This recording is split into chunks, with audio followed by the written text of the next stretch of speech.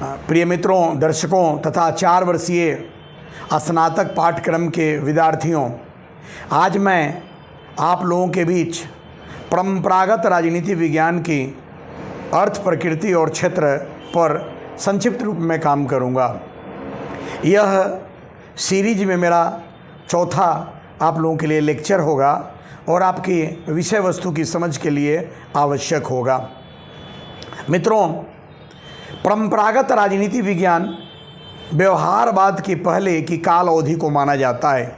आप यह जानते हैं कि लगभग 400 ईसा पूर्व में अरस्तु के प्रयास से दर्शन से अलग होकर राजनीति विज्ञान यूनान में एक अनुशासन के रूप में आया और उस समय से राजनीति विज्ञान की प्रकृति और क्षेत्र में परिवर्तन होता रहा और सेकेंड वर्ल्ड वॉर की समाप्ति के बाद व्यवहारवाद का आगमन हुआ और व्यवहारवाद राजनीति विज्ञान के क्षेत्र में व्यापक परिवर्तन था और उस परिवर्तन ने राजनीति विज्ञान के बीच एक विभाजक रेखा खींच दी। उसके पहले वाले राजनीति विज्ञान को परंपरागत राजनीति विज्ञान कहा जाता है तथा उसके बाद वाले यानी व्यवहारवाद के बाद वाले राजनीति विज्ञान को आधुनिक राजनीति विज्ञान, यथार्थवादी राजनीति विज्ञान कहा जाता है।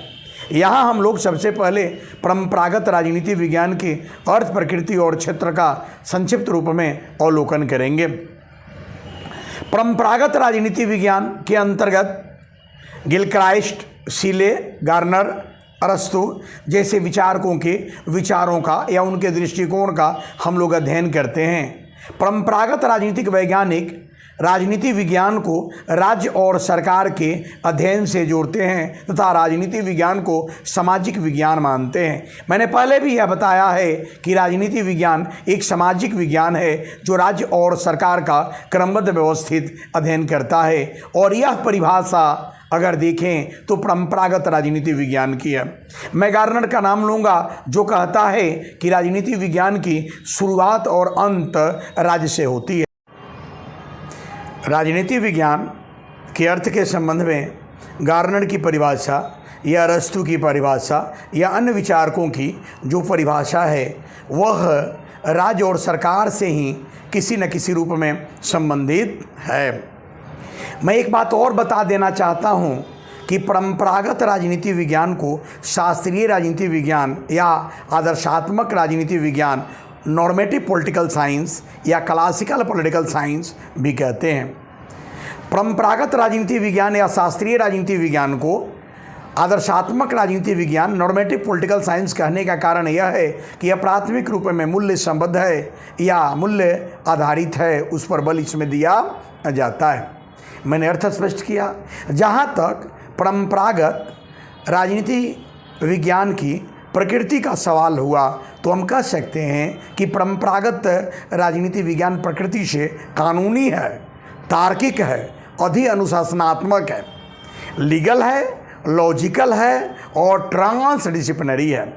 यह परंपरागत राजनीति विज्ञान सब्जेक्टिव है, ऑब्जेक्टिव नहीं, सब्जेक्टिव है यानी मूल्य परक है। यह व्यक्ति परक है तथा राजनीति विज्ञान को एक सामाजिक विज्ञान ही माना जाता है, इसलिए प्रकृति से यह सामाजिक है।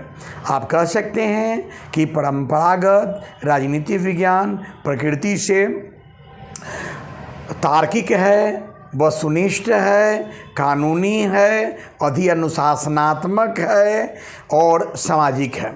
अधि अनुशासनात्मक यानी ट्रांसडिसिप्लिनरी अप्रोच कहने का मतलब यह हुआ कि जो परंपरागत राजनीतिक वैज्ञानिक हैं वह मान कर चलते हैं कि राजनीति विज्ञान अन्य विषयों से संबंधित है। आवश्यक अनावश्यक रूप में राजनीति विज्ञान के अध्ययन में, अध्यापन में या शोध में दूसरे विषयों से संबद्ध करना या उस परिप्रेक्ष्य में, व्यापक परिप्रेक्ष्य में इसका अध्ययन करना अधि अनुशासनात्मक अध्ययन पद्धति है और परंपरागत राजनीति विज्ञान की यह प्रकृति है। सामाजिक तो पहले मैंने बताया ही है कि सामाजिक संदर्भ में यह जुड़ा हुआ है और मूल्य संबद्ध है, इसलिए यह व्यक्तिनिष्ठ है, यह वस्तुनिष्ठ नहीं व्यक्तिनिष्ठ है। यह परंपरागत राजनीति विज्ञान की प्रकृति वगैरह के विवेचन में आएगा। इस सब को आप लोग देखेंगे और करेंगे।